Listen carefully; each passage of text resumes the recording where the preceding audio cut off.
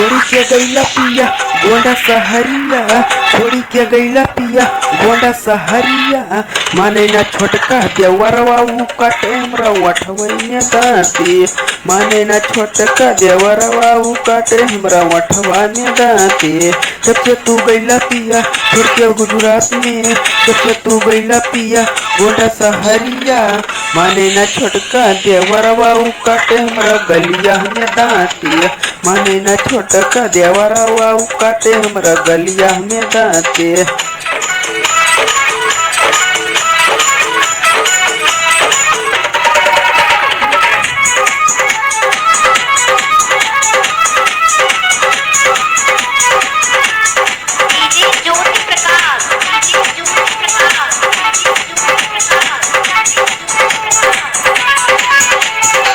छोड़ी के पिया हमके गहिला हो, निकला के घर के न खाना हो।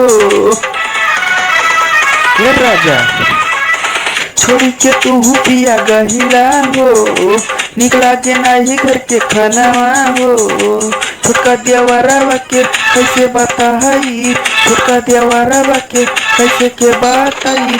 माने ना छोटका देवरवा ऊ काटे हमरा गलिया में दांती, माने ना छोटका देवरवा ऊ काटे हमरा गलिया में दांती।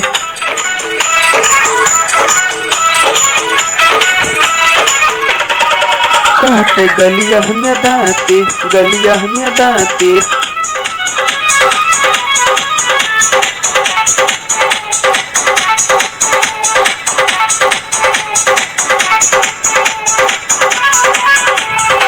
जल्दी से राजा घर आ जाओ, नहीं तो ससुर रजइबे हो। हे राजा जल्दी से राजा घर आ जाओ, नहीं तो नैहर चला जाइबे हो। जब से तू गैला पिया गोंडा सहरिया, जब से तू गैला पिया गोंडा सहरिया।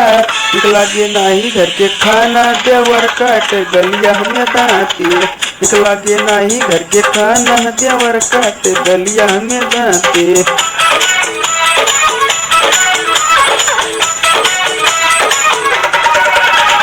गलिया में दांती, गलिया में दांती।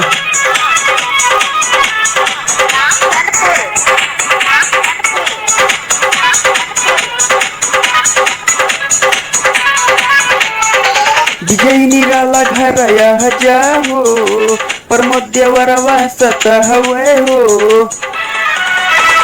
हे राजा विजय निराला घर आ जाओ, प्रमोद देवरवा सतहवे हो। कैसे के राजा के मानी हो बतिया, कैसे के राजा के मानी हो बतिया। कैसे के राजा हम बताई काटे हमरा गलिया में दांती, कैसे के राजा हम बताई काटे हमरा गलिया में दांती। नहे राजा जी मेहरी के बतिया, सुना है राजा जी मेहरी के बतिया। कैसे के तुमसे बताई राजा काटे गलिया में दांती, कैसे के राजा हम बताई काटे हमारा गलिया में दांती।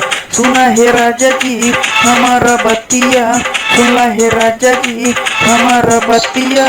कैसे की दिल से बताई काटे हमारा गलिया में दांती, कैसे के राजा जी बताई काटे हमारा गलिया में दांती।